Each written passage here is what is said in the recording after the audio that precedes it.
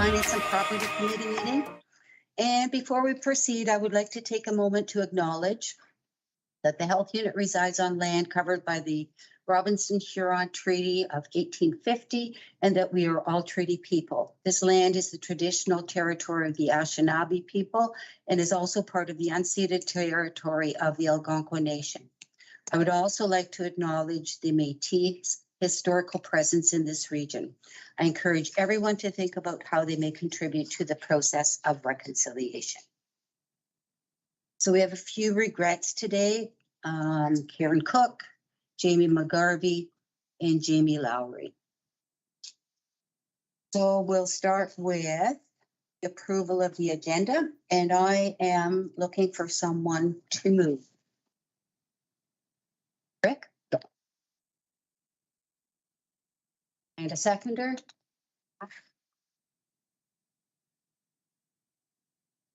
Be it resolved that the Finance and Property Committee agenda dated November 29th, 2023 be approved. Were there any additions that anyone had? This is a motion? No? Okay, we'll proceed with a recorded vote. Rick? Yes. Blair Flowers? Yes. Tim Shepherd? Yes. Sarah Inch? Yes. Jamie Restool? Yes. Myself, yes. Chris Switzer? Yes, and thank you. You full? Yes. And Kathy Still? Yes. And the motion is carried. Moving on to 3.0 conflict of interest declaration. Does anyone have a conflict of interest to declare at the beginning? If not, we proceed through the meeting and you find that you are in conflict, please let us know right away. Moving on to 4.0 approval of the previous minutes for the Finance and Property Committee minutes, September 27th, 2023. I'm looking for someone to move. Sarah? And someone to second? Claire? Be it resolved that the minutes of the Finance and Property Committee meeting held on September 27th, 2023 be approved as presented. Any errors or omissions noted? It says here the minutes of the June 20. Am I looking at the right date here? June 28th. September 27th. September 27th. Oh, I'm looking at the wrong document. There we You're go. probably looking at the minutes. I'm looking at the minutes. I'm looking at The previous minutes. Yes, thank you. If no errors or omissions noted, we'll proceed with a recorded vote. Rick? Yes. Blair Flowers? Yes. Tim Shepherd? Yes. Sarah Inch? Yes. Jamie Restool? Yes. Myself, yes. Boris? Yes. Dave Wolf? Yes. Kathy Still? Yes. Is carried. So the date of the next meeting, just so that we can put it into our calendars for the new year, it will be on January the 24th, 2024. Time and location to be determined. Point of information. Business arising, there were none. Moving forward, 0.0 new business. And this is the operational plan and financial budget proposal for 2024. And I will turn it over to. Actually, Dr. Simbalati, start first. I'll start and then, yeah. I'd just like to set the stage for the 2024 budget, though all of you have a pretty good idea of the context in which this budget was prepared. Then I'm going to mention some specifics about a couple of key changes in staff positions for 2024. Then I'll hand it over to Isabel to cover a bit more detail regarding the budget. So in terms of the context for this budget, as you know, we are looking at just a 1% increase in provincial funding. And this is at a time in 2023 where we've had approximately a 4% inflationary increase in Ontario. And so our facilities costs, other direct costs have been particularly impacted by inflation, as well as, 80% of our budget goes to staffing costs, and there will be a 2% increased cost in 2024, according to our collective agreements for staffing, as well as there are increasing benefits costs as well. We do anticipate that there will be changes to the Ontario Public Health Standards coming in for January 2025. And these revisions may improve our ability to deliver on our mandate within what is effectively a cut for our budget. But in the meantime, for 2024, we're trying to make things work without making any drastic changes. And another reason for not wanting drastic changes is really we want to maintain some stability heading into a potential merger. We don't want to be cutting positions, for example, and then when we are merging, having to then rehire to deliver the same services here that other health units might be. And as well, we do know that there is specific COVID one-time funding beyond 2023. If we are engaged in mergers, there may be stabilization funds that we can utilize to help deliver on some of the services that are provided around COVID or other needs that we might have from a continuity of operations standpoint. But we do need to keep in mind that from a COVID standpoint, we have to be careful about our budgets.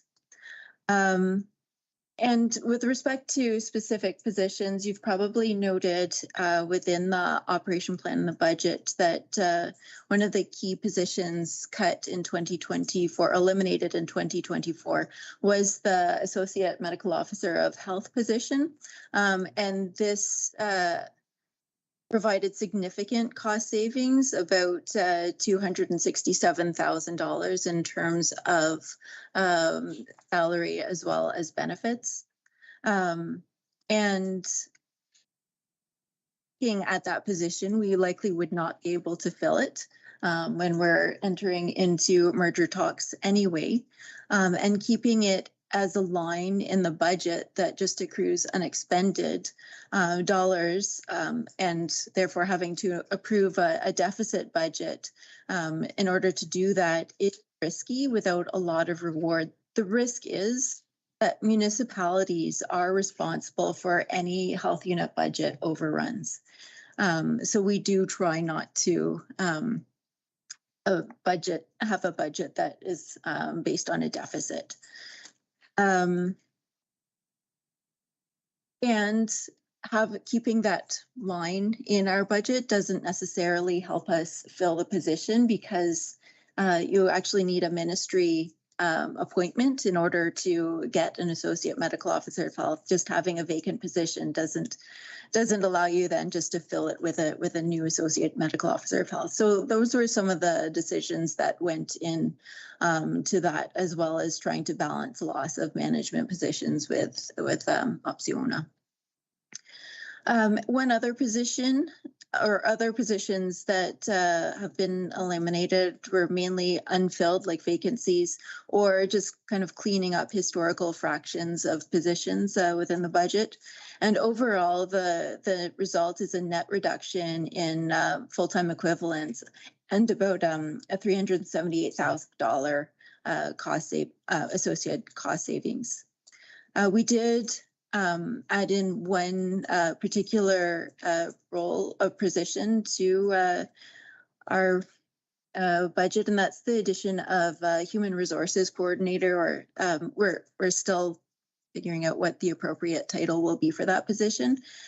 This position was created to support occupational health and safety functions such as staff well-being, abilities management, emergency color codes, and compliance training. We've really noted a need over the past year or two related to staff well-being and abilities management. So this was an important position to be able to support the HR team to better accomplish those. Maybe I'll hand it over to Isabel unless there's questions on that.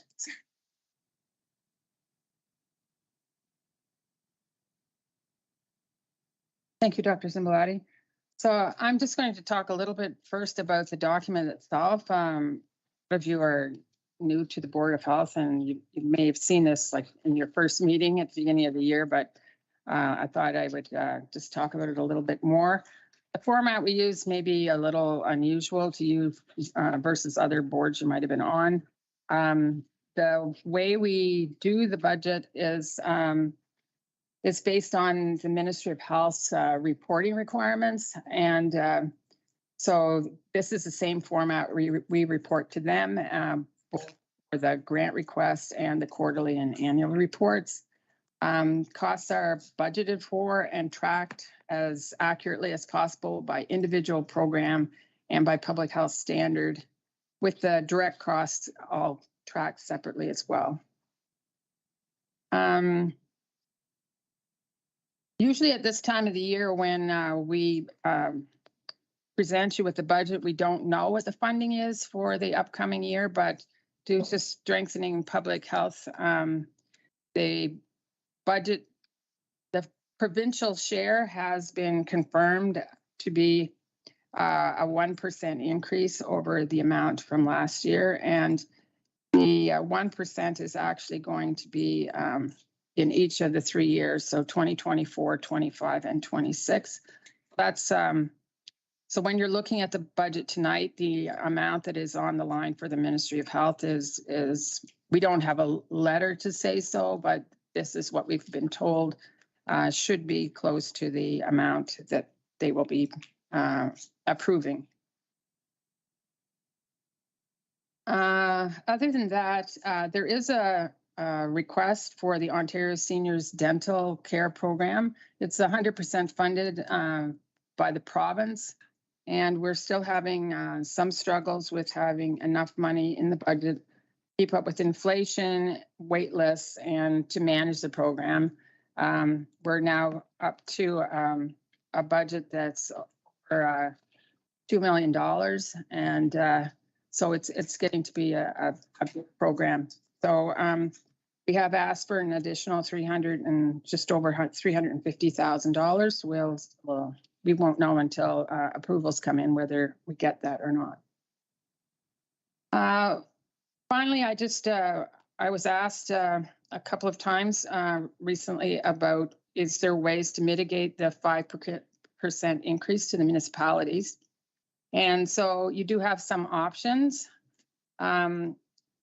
It all could be paid from the reserve, all the increase that is, or a portion of it could be paid from the reserve, or you can have the municipalities pay the whole amount essentially as it is presented here. I feel it's a bit risky to have all of the money come out of the reserve because this is not a one-time levy. This is a continuous operating increase in the levy. So if you take it all out of the reserve this year, then that 5% still has to be found somewhere next year. So you're just putting it off. You're not eliminating it. So I think that's wise to remember. It doesn't mean that you shouldn't take money out of the reserve. There's lots of money there that could be used for this. So I would just warn not to maybe do the whole thing. Other than that, we're happy to answer questions. There's some of the other executive team members here. If myself and Dr. Zimbalati can't answer questions. And I just ask that you refer us to a page if you're referring to something in the document so that we can actually know exactly what it's talking about.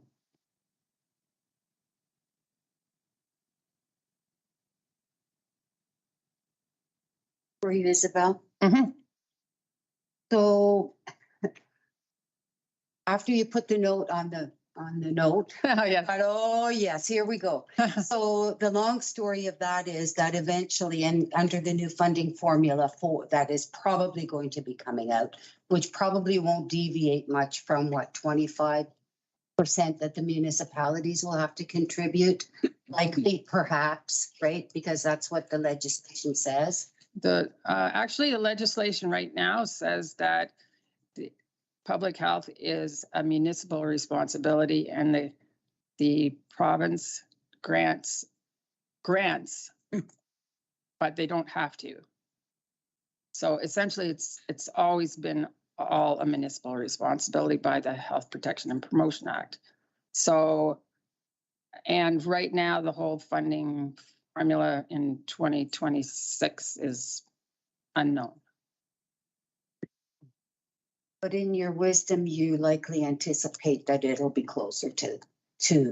I don't know anymore. We've been told at meetings, it's definitely up for discussion, all parts of it. So I don't know where they're going. And I'm not sure they do. So. And it's not like we could make a case that we're in Northern Ontario where everything costs more, right? Well, it costs a lot to live in Toronto too. I think it's what you'd be told.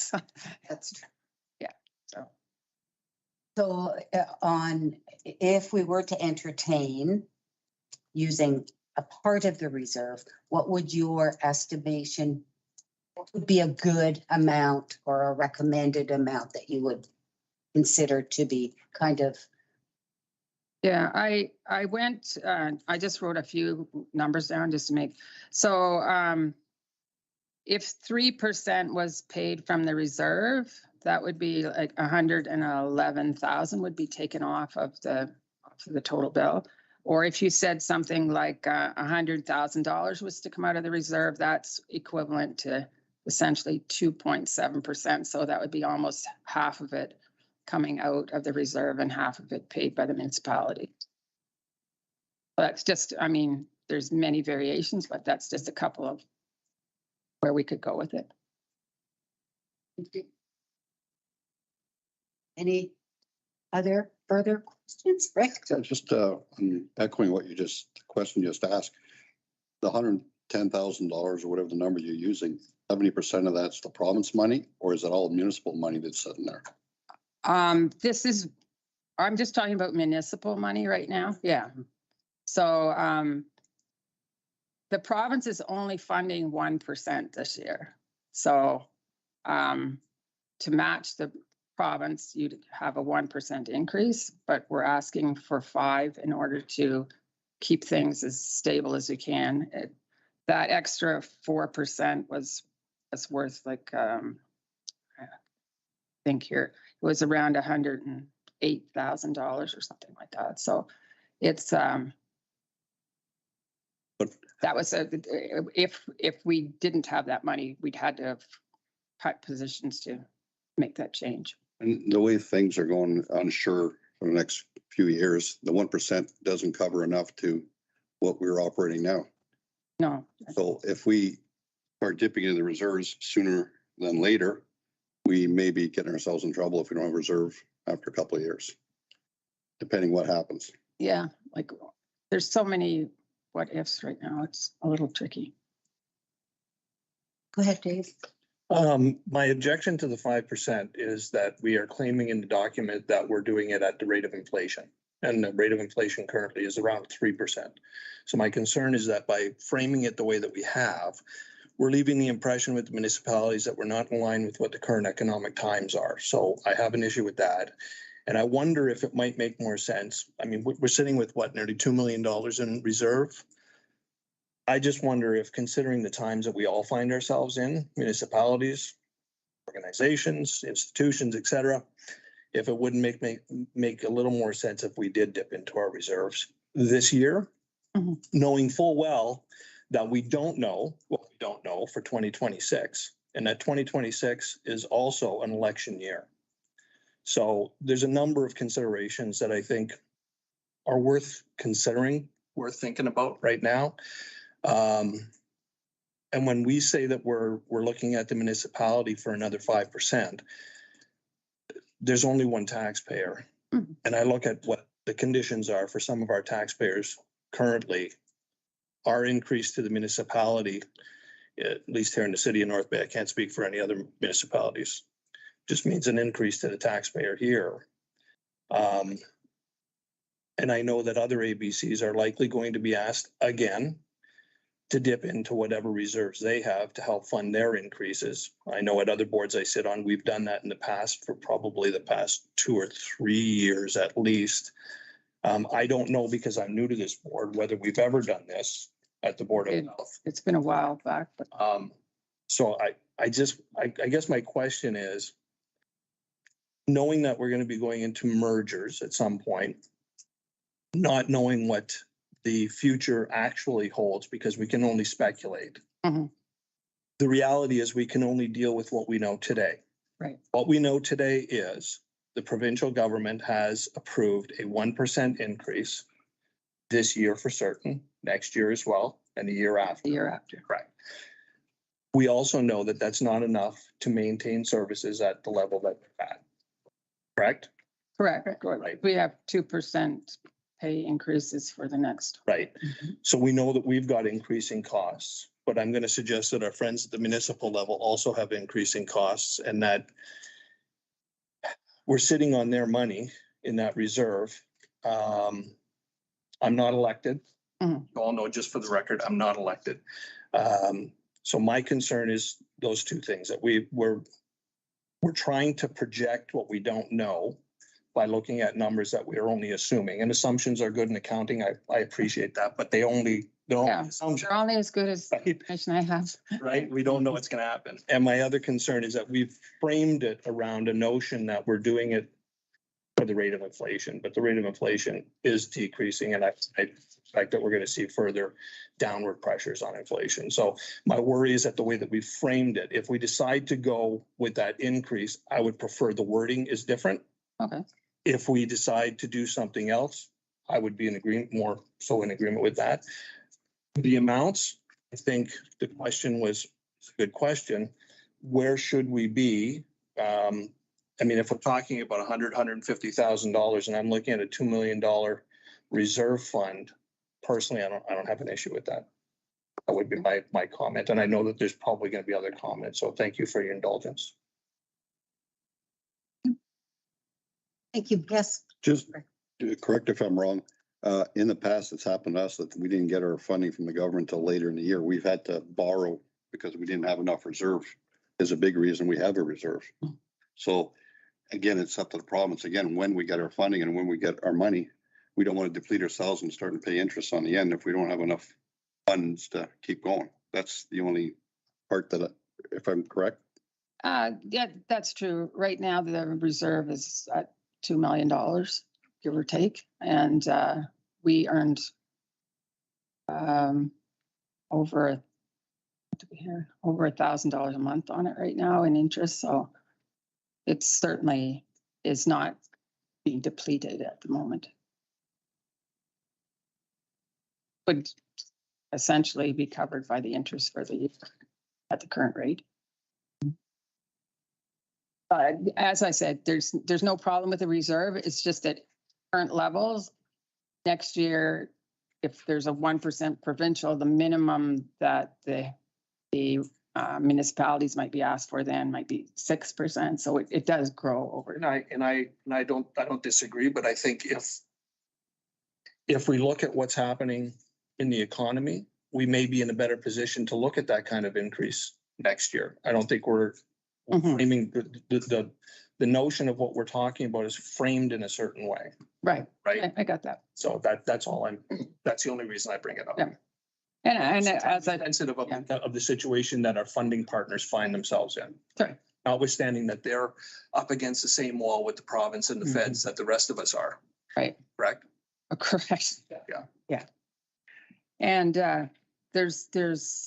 we're definitely in a new world of unknowns than even we were with COVID, I would say. It's very similar. We had a lot of questions with COVID. We had to forecast when we didn't know what was happening either.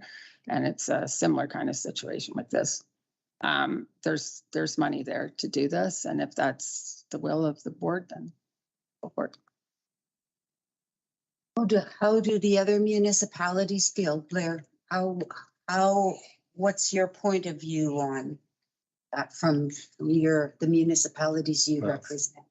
We just keep finding more and more things that it's costing us more money.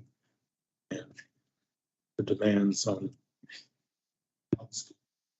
services are more. And we're squeezed here and there, everywhere. Yeah, I guess, the one thing maybe I feel it's important to highlight is that public health is about prevention, right?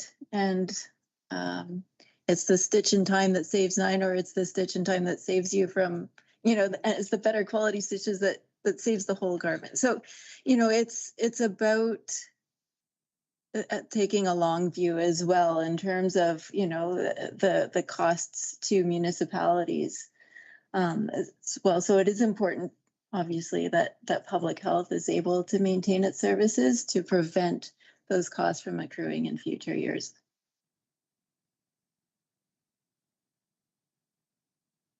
Sarah, any comments? Well, I'm actually wondering about the dental program. I don't know if this is the appropriate time, but I understand that it's very heavily subscribed. And is there any possibility for adding an additional dentist? That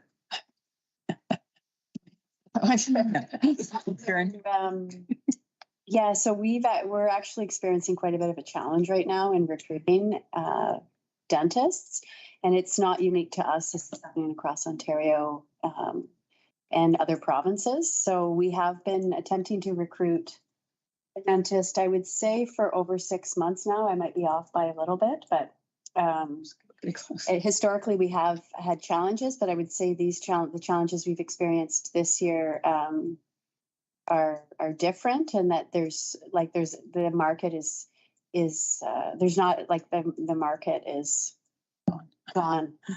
There's just, it's very difficult. We've actually had to pivot a more purchase service model to even maintain meeting requirements for our children's dental program, and we're considering that in the other programs as well. As we have, I'm just trying to think of our vacancies right now with dentists. We typically have 3 bodies. We have 2 bodies right now. so ideally, yes. Ideally, absolutely. Yeah, absolutely. It's just, it's extremely challenging right now. So we're having to think of really unique solutions, and our rate of remuneration for dentists is well below market rate. Right.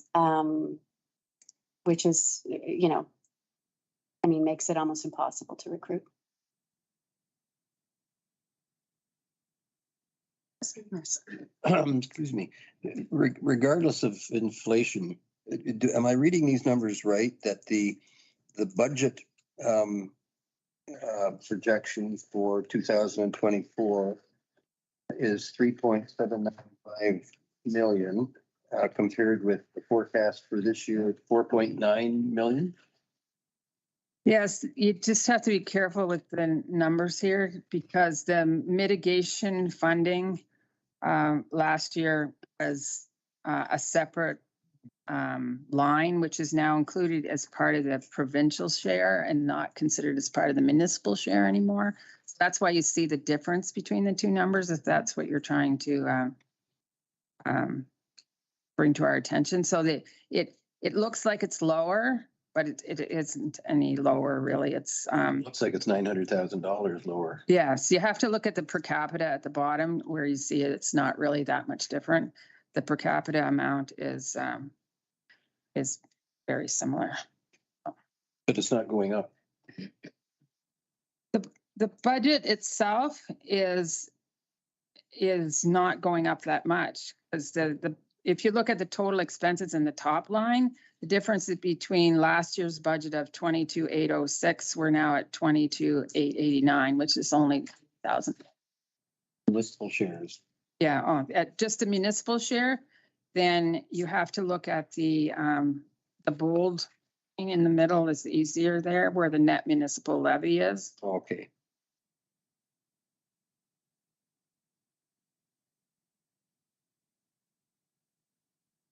So It's going up by $185,000. What page are you looking at? So Sorry, we're on page 18 Okay. on the summary sheet. what percent is that? At the municipal levy, it's 5% increase. Is that difference there works out to 5%? Between 3,643,000 and 3,097,084. 5%? Yep. Okay.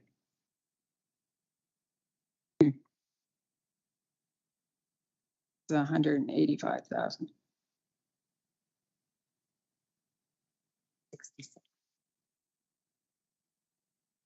So whom haven't we heard from yet? We haven't heard from Jamie Restuel. Would you like to chime in?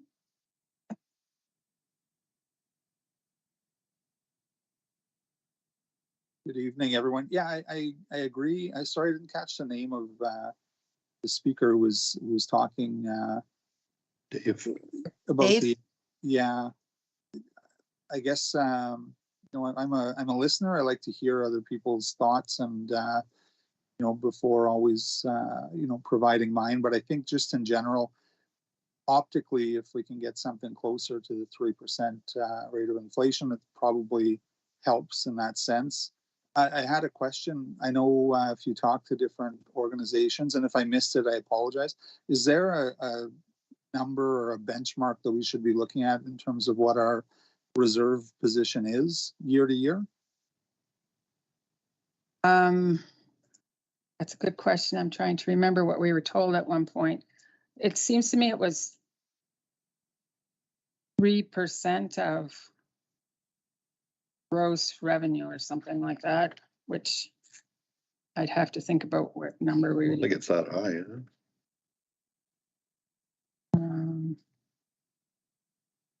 Gross revenue would be 22 million, so 3% of that would be 600. Yeah, so we're way over 600,000 at this point. So we're over 3% of that. So I would say, I think we're in a very good position where we are, so. Okay, thanks for that answer, that information. You know, we're going to go around the table. We're going to come to something at the end of the day, but I guess where I'm leaning right now is probably if we can keep it closer to the 3 for the rate of inflation, if we do have a healthy reserve in place. And I just listening and going back to our meeting last week and talking about mergers, and we don't know what the future is going to look like either. So, you know, if we can do something that's a little bit creative and helps the tax payers within each of our communities for this year, I also understand you don't want to start, you know, using reserves as a crutch, because it does lead to getting into possibly bigger challenges in the future. But, you know, there's a lot of unknowns, as we're all aware, at this table coming up in the next number of years. So I guess for now, we're not, you know, nothing's formal yet, but I think where I'm probably leaning to is if we could get to something that's closer to the rate of inflation for an increase for this year from the municipal portion, and use a small slice of the reserve that's been put in place. That's probably where I'm at now, but I'm definitely looking to other opinions around the table and other views from other board members. Thank you. Yes, Sarah.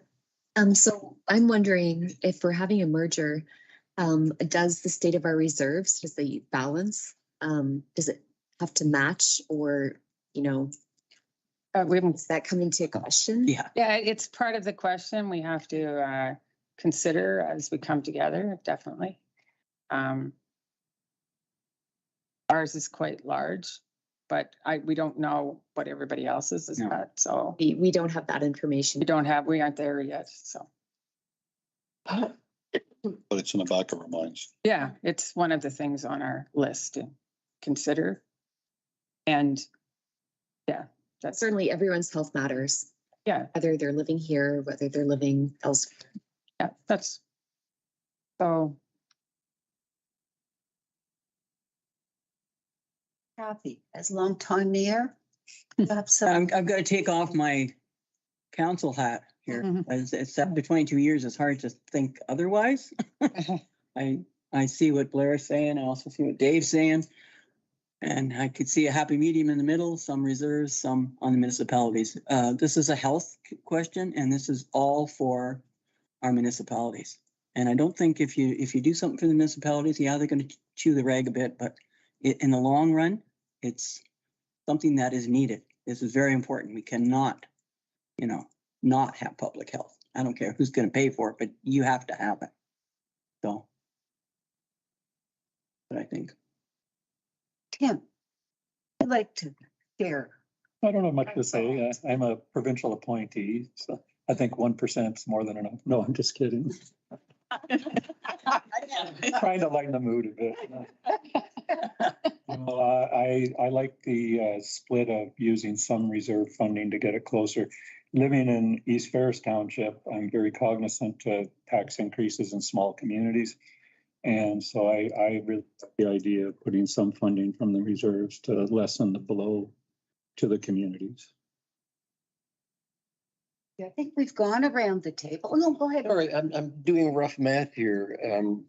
My rough math, and I could have made an error, it indicates that on the net municipal levy line, that next year's 2024 projected budget of 389,0784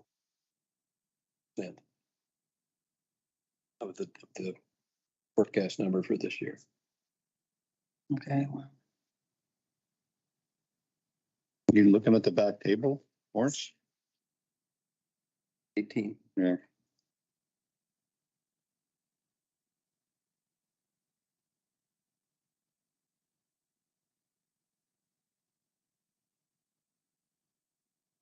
Oh, I know why. This is a reconciled budget. This is not the amount that was levied. The amount that was levied, if you go to the back page, On the back page, our last page. the approved budget 2023 levy was 3,705,418. Right. So the difference between what was levied in 2023 and what we're proposing to levy in 2024, there's 185,000 between those two numbers.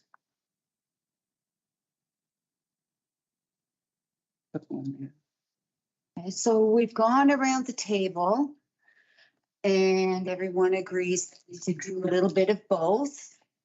And in doing that, hopefully we're preparing well for the future. So to bring it in line with the wording that was near the beginning of the document, how about if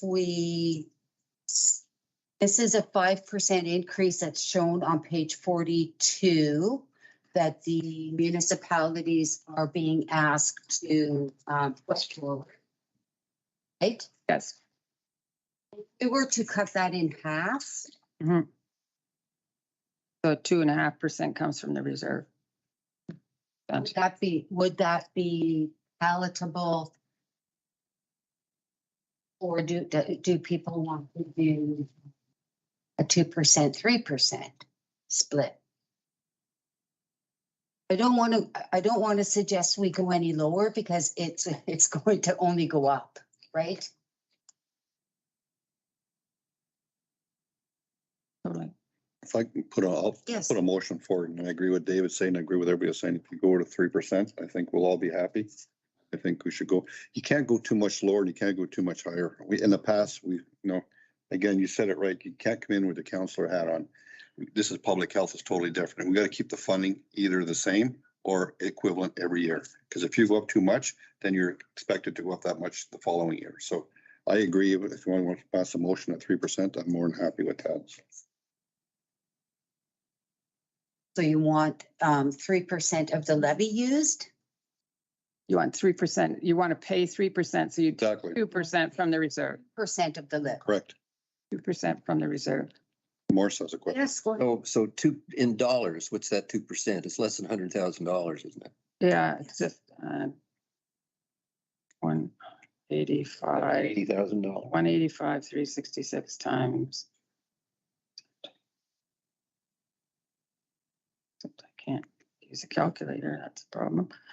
1,853,6 times.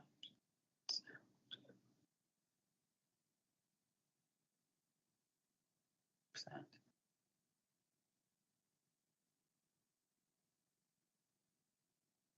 Oh, and While she's doing that, even talking, the question you asked about a dental, we may have to it's ante up a little more to get somebody in, because right now it's 90. in the way it is. So we have to pull that 185, too.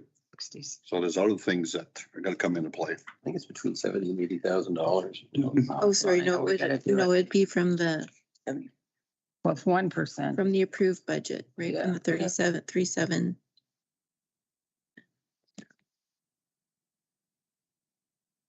$75,000 something like that. Sounds good. 3% is 111. So That's like what? Based on the 3,000,007. Kind of track. yeah, it's 2% of that. 74,000.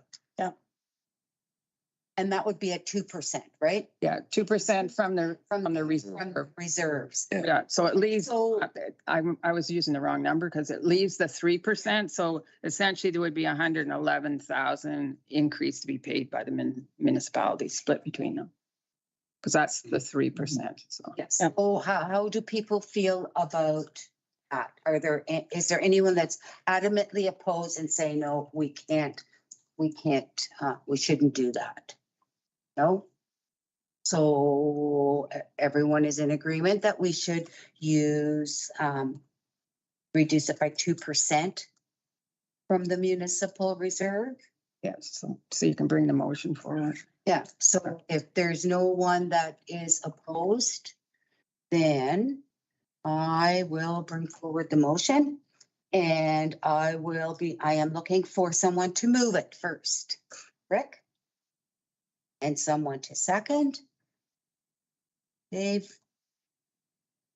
Motion reads, that it be it resolved that the Finance and Property Committee recommends that the Board of Health for the North Bay Parry Sound District Health Unit approve the 2024 Board of Health Public Health budget as presented with a total shareable base of $17,360,680. 360,000. 17,360, 680. 17,360,680. Yes, thank you. That's a mouthful. Yes, just, Okay, furthermore, be it resolved that the Finance and Property Committee recommends that the Board of Health of the North Bay Parry Sound District Health Unit approve 2% of the 2024 municipal share be paid from the municipal reserve and the remainder levied to the municipalities. 2% of the increase, not 2%. What the motion? No, percent of the total, It's 2% of the total. Okay, good. right? Yep. Okay. Wording's good? Yeah, I think 40% of the increase. And I will proceed to a recorded vote. Rick, Yes. Claire Flowers, Yes. Tim Shepherd, Yes. Sarah Inch, Yes. Jamie Restuel, Yes. Marianne Stickland, yes. Morris, Yes, yes. Dave Wolf, Yes. Kathy Still, Yes. is carried. Thank you for that. That was a good discussion. So there is no in camera for our meeting. So we will. No, we don't have an in, I don't need that form, right? So we will adjourn this committee meeting at this time. And 47. 5:47, and I don't think I don't need a motion, do I? No. No, because we're turning it over to our Board of Chair, Mr. Rick. Thank you, everybody. Great job. You for, as a chair, to make this happen, and everybody has different opinions, obviously, and I think we a fair compromise. It's good for everybody. So thank you for that. So going into our meeting, I'll call the meeting to order. Approval of the agenda.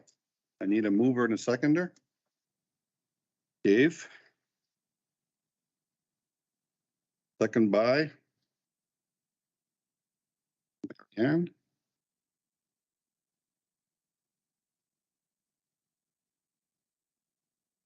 It resolved that the Board of Health agenda dated November 29th, 2023 be approved. I'll have the recorded vote. Champagne, yes. Karen Cook, I'm sorry, Karen Cook is not with us tonight. Also, I'm going to say this and I'm going to do it perfectly. Jamie Lowry, be here. Jamie McGarvey. Only have to say it once. Rick Champagne, yes. Blair Flowers. Yes. Sarah Inch. Yes. Jamie Restool. Yes. Gary Ann Stickland. Yes. Morris Switzer. Yes. David Wolf. Yes. Tim Shepard. Yes. Catherine Hill. Still. All right. Conflict of interest, any declarations? If something comes up, just let us know. Approval of the previous minutes. Pardon? No. There's none. Perfect. Date of the next meeting, January 24th, 2024. Time will be determined. Business arising, 6.1, report back from Alpha Fall Symposium 2023. Sarah? Yep. Okay. I was privileged to participate in the Alpha Symposiums, and I'm going to speak to the topic of risk communication in a changing world. And so it was Nicolette, she's acting director of policy for Ontario Human Rights Commission. So she talked about implementing a human rights lens for policy, basically. And she talked about, let's see, there were 7 stages: context analysis, for example, Jordan's principle for Indigenous peoples, and just targeting specific populations and to utilize equity tools. The second stage to this would be research and analysis, where you collect socio-demographic data and examine cross-sections within the Ontario Human Rights Committee and seek insight from community experts and individuals with lived experiences. Stage 3 was talking about how to work on that. So assess the program flexibility, available resources and funds, and establish or strengthen relationships with groups. Stage 4 was develop options and recommendations to identify rights, needs, and perspectives of the community, and align outcomes with population health goals. And stage 5 was you would seek approval for the funding. Stage 6 was implementation of programs and services, where you would ensure inclusivity, accessibility, and culturally sensitive communication. And stage 7 was monitoring and evaluation. So gathering information, engaging with communities, and evaluating with community input. And so basically, my key takeaway was that you should have relationships with different groups within the community in order to be able to go and ask them if their needs are being met when you're putting programs in place, and to get their actual experience, right? And get feedback as well. And if you don't have those relationships in place, then it's a good idea to start trying to develop them. And that seemed to be what they were talking about. Did anyone have any questions? They mentioned, like, for instance, in Southern Ontario, there's a policy around caste coming out, and it doesn't really fall under human rights, but it does fall under nationality, creed, ethnicity, and country of origin, right? So if something were to come up for the Human Rights Tribunal, they would look at that policy, and then that gets put into place. And they also talked about the public health faced accusations of human rights breaches during the COVID-19 pandemic. And they basically said that the tribunal ruled that the mask mandates didn't violate human rights, that people have the right to not be vaccinated, but they don't have the right to go wherever they want. So that's interesting. And in emergencies, that sometimes you have to bypass certain steps and get things done, and then you compensate for it later. So it was a very good presentation. I was very happy to attend. And certainly I was in awe of all the knowledge that was present there, and I got to absorb a little bit of it. So that was great. And hopefully I've shared enough with you that you have some idea of what it was like in the experience. No, thank you for doing that for us. And I really appreciate it. We all appreciate it. And Yeah. all these, you go to these and you always learn something. You think you know it all, but you actually, staff here know what's going on, but we as board members need to get more involved and to learn more of what they do and what they learn. And I take my hat off to you. So it's great.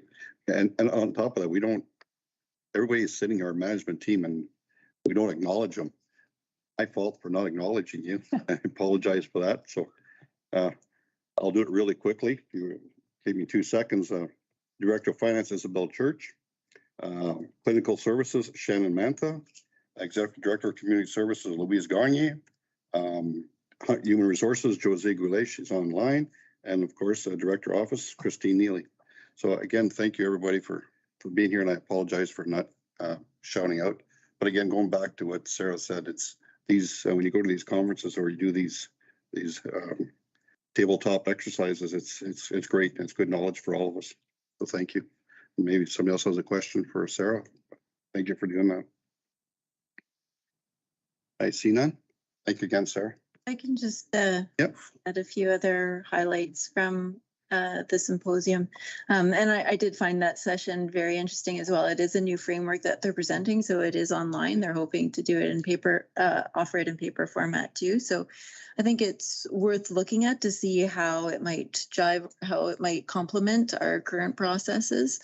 It was also interesting, when she was asked what can public health really do to forward the interest of human rights in Ontario. And she was saying that, it's important to say you as an organization follow human rights approach and explain what that means in terms of taking iterative and considered steps to achieve improvements in quality of outcome. So I thought it was a very, she was a very knowledgeable speaker and very engaging. In terms of the risk communication in a changing world session, it was a very hands-on, it was usually a 2-day session, but it was condensed down into about 3 hours for us, but still they led us through the practical steps of communication. And really the key takeaway for me from that presentation was that communication is a process. It's not an event. And it's especially in situations that are low trust and high concern. So situations where outrage is being expressed, it's so important to let concerned parties know what the what next is and how can they contribute and how can they have a voice process. There was also an alpha meeting that took place on the 24th, and Dr. Moore addressed delegates. And he did mention his trip to Sudbury, which Isabel and I attended. And then they went on, Dr. Moore, as well as representatives from the Office of the Chief Medical Officer of Health and Ministry of Health. They went on to Timmins to have further conversations there. And they did acknowledge, he acknowledged in his talk how struck the team was with the sheer distances they had to cover to attend those 2 meetings. So that was nice to hear. He also mentioned that his annual report will be released shortly with a focus on tobacco, alcohol, opioids, and cannabis. and that there will be a population health assessment planned in Ontario. It's being planned in collaboration with Public Health Ontario with a report back to legislature. So I'm not quite sure on the timeline for this, but I thought that was encouraging to hear that that's in the works. There was also a presentation by Cynthia St. John, who's the CEO of Southwestern, and she was speaking about their experience, their recent experience with merging, which they started in 2018.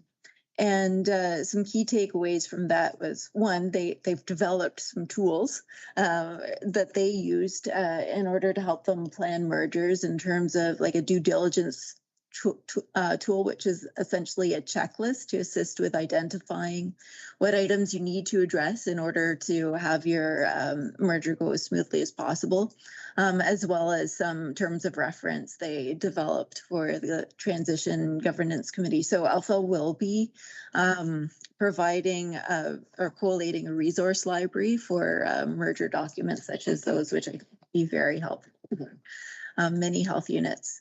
Some of their key takeaways from their merger experience was that the biggest effort they had to put in was around aligning leadership and culture between the two different health units, and that if they had to do it all again, they would start work on culture prior to merging. So I thought that was a really important takeaway. Also, if they had to do it again, they would hire more people earlier to assist with the process. Exhaustion was a huge unseen cost, and they were just kind of getting into the merger, and then the pandemic hit. So it was a very taxed staff that was entering the pandemic. And then later there was a COMO section meeting, so the section of the Council of Medical Officers of Health of Ontario. And at that meeting, Dr. Miriam Klassen spoke to her experience. So she's the MOH of Huron Perth, and they recently merged as well. And she echoed many of the same lessons learned that Cynthia St. John had shared, but also she highlighted that, you know, there are ongoing expenses associated with merging beyond the actual, the specific merger costs, and one of the biggest being wage harmonization. So just to factor that in. There was also an Alpha strategic planning session, and then, as I said, there was a COMO section meeting. The main highlights from that was that Public Health Ontario will be leading an after-action review of the pandemic. It will be fairly limited in scope, mainly around the relationships between Public Health Ontario and health units and how they could better support. Out of scope are any policy decisions made during the pandemic at the provincial level. And then there were various working group updates, but that in essence was the meeting. Thank you very much. And even some of the, go ahead there, Morris. Thanks, Chair. I just want to add to Sarah's report on the from the session that was led by Juliet Nicolette, the Ontario Human Rights Commission. There's an extraordinary, frightening level of racism against Indigenous peoples in healthcare systems across Canada. And it's one of the reasons why the gaps in healthcare exist. People are afraid to seek help that they need. Some of these situations have gone to national level. Joyce Echaquan from the Quebec First Nation that had a phone and was photographing nurses screaming and hollering obscenities at her while she was dying. I have a friend in the Quebec First Nation community, an artist, very well known, very respected, and he has a chronic back problem, and he had to get a taxi to take him to hospital in Amos, Quebec, a couple of years ago, and the taxi let him out, and he couldn't walk, and he was crawling literally the 50 yards to the emergency entrance, and he told me a number of nurses and doctors passed him, not even gave him a look because of a stereotype that they must have had in mind. There are the Ontario Human Rights Commission and Juliet are currently developing a paper, a policy paper on racism in healthcare against Indigenous peoples. And I'd asked the question about if our health unit can put a dollar figure on the engagements that we have with Indigenous communities. We have $125,000 grant from the province. I wonder what we would do if we didn't have $125,000 from the province. And organizations seem to be willing to have that kind of engagement when they get the money from another government source. What's really needed, it's great that our Indigenous Wellness Circle, which was to meet tomorrow, but because of weather, it's going to be virtual. It's great that those meetings can be held, but almost every time we have a meeting, there's a lack of attendance because the people from those communities, they have other things to do for which they're not being paid, and they have no grant money. So basically, organizations like ours have paid employees to ask them what they want to do with us. So I remember when I was involved, the Royal Commission on Aboriginal Peoples report came down 25 years ago. And I remember it was all about partnerships with Indigenous peoples. And I remember someone saying, you can't be partners if one partner has all the money. Reconciliation is not just about land acknowledgements and ticking boxes. It's if you don't spend $1 on reconciliation, it's not reconciliation. So the South Unit has to really start looking at what kind of engagement in a meaningful way it has with Indigenous communities who suffer the biggest gaps in healthcare in this country. And that means that we need to be allies, and in the true sense of the word, that we need to advocate to governments that providing funding for basically one employee, to somehow magically address those issues is enough. It's not. And so there are organizations that are forming. I mentioned to Dr. Zimbalati, I'm involved with the Indigenous Primary Healthcare Council, and they are trying to get government to recognize that Indigenous organizations can probably look after some of these health or education or childcare files better than non-Indigenous organizations. And it's a tough job convincing, because of colonialism, convincing government organizations that they're not helping Indigenous organizations by these piecemeal kind of programs, but that these organizations are actually doing government a favor by doing work that they're not capable of doing. So, that's a long way of addressing that conference, but I know it's going to be a bigger issue, and it's something that organizations like health units are going to have to really be prepared to address in a meaningful way. Not tokenism, not ticking off a box, not saying, oh, we've got a person that looks after that. It's Indigenous peoples are the fastest growing population in Canada. The last census showed they're 5% of the Canadian population, and the urban Indigenous population in this city of 8,000 people, including me, last year contributed $300 million to this city. I have paid over $100,000 in municipal taxes since I came to North Bay.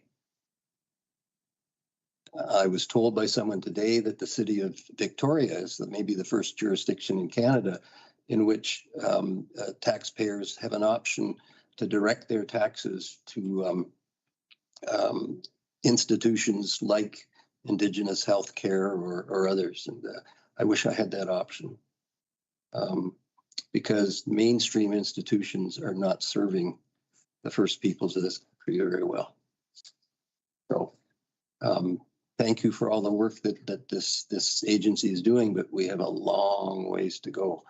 And if we're really serious about reconciliation, we have a long ways to go because we have people dying because they're, in some cases, not getting good health care, in some cases because they're afraid to seek it, afraid to be diagnosed because of what might happen in a doctor's office or a nursing station.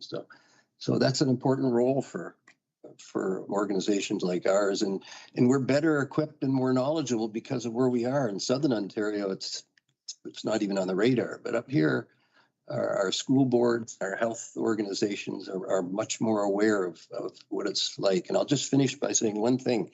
When I was on the Human Rights Commission, we felt we had to make a visit to the city of Timmins because in 2018, Agnes Sutherland and Joey Knopsowit, two people from James Bay, Mushkegowuk people, both died while they were in police custody.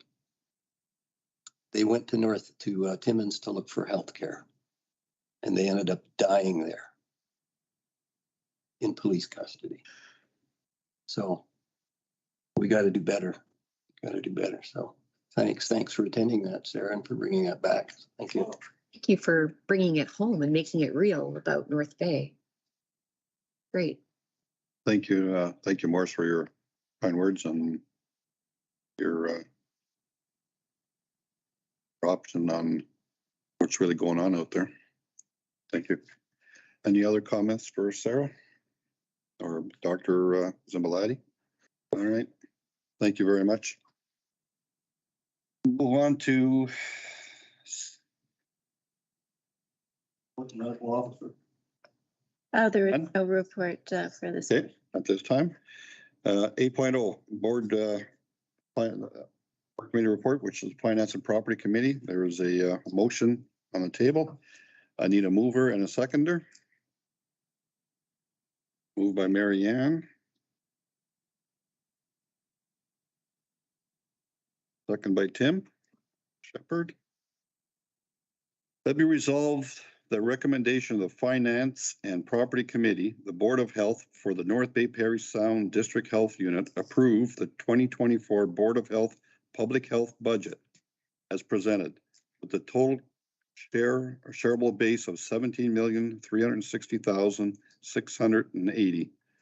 And furthermore, it be resolved that the recommendation of the Finance and Property Committee for the Board of Health of the North Bay Parry Sound District Health Unit approve that 2% of the 2024 municipal share be paid from the municipal reserve and remainder levied to the municipalities. Ask any discussion on the motion? Okay, we'll have recorded vote. Rick Champagne, yes. Blair Flowers. Yes. Sarah Inch. Yes. Jamie Restool. Yes. Mary Ann Stickland. Yes. Morris Switzer. Yes. David Wolf. Yes. Tim Shepherd. Yes. Karen Still. Yes. Motion carried. Thank you, everybody. That was a great discussion, and I'm glad we did what we did. New business? We have nothing? Okay.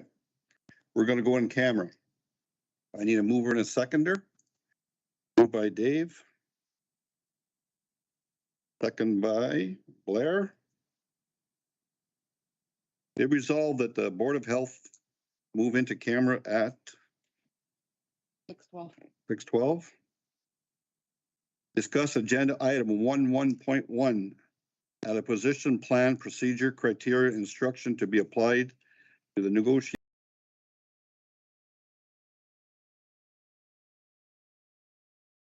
Vote Rick Champagne, yes. Blair Flower, Yes. Sarah Inch, Jamie Restool, Yes. Mary Ann Stickland, Yes. Morris Switzer, Yes. David Wolf. Yep. Tim Shepherd, Yes. Catherine Still. Yes. Perfect. We're now going to go in camera.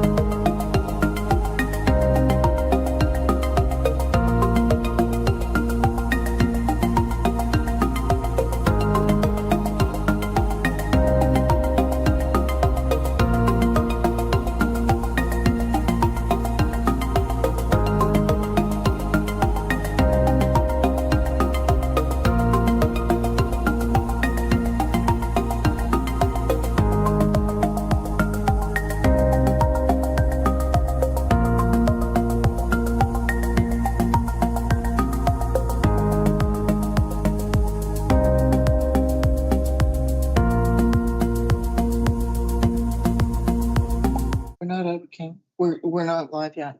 Oh, yeah, we are now. I'll realize. I asked that question. Yes. Okay. So let's read the motion over again, everyone in camera, because that, the in camera has to be out of, No, after the motion. after the motion. Okay. All right, we're out in camera. Now, we have a motion on the floor. Talk about the, I'll read the motion first and we'll go from there. We have a motion moved by Dave Wolf and a second by Mary Ann Stickland. It be resolved that the Board of Health of the North Bay Parry Sound Health Unit directs staff to request provincial one-time funding for consultation to study the feasibility and potential risk and benefits of a merger with neighboring public health units. And furthermore, it be resolved that the additional Board of Health direction to be sought should be further consultation, result in a recommendation to change the focus of feasibility assessment of voluntary mergers and other regional local public health agencies.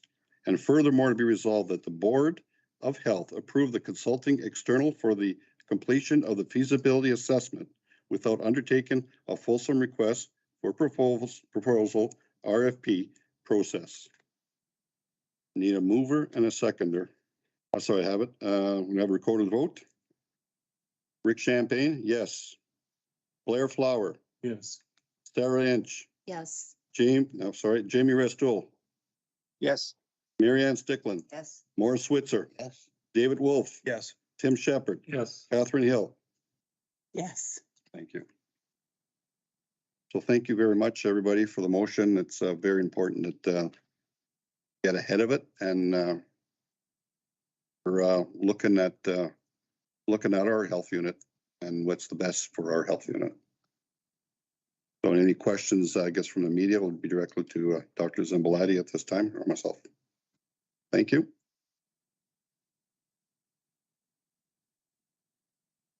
Now, is there any? Oh.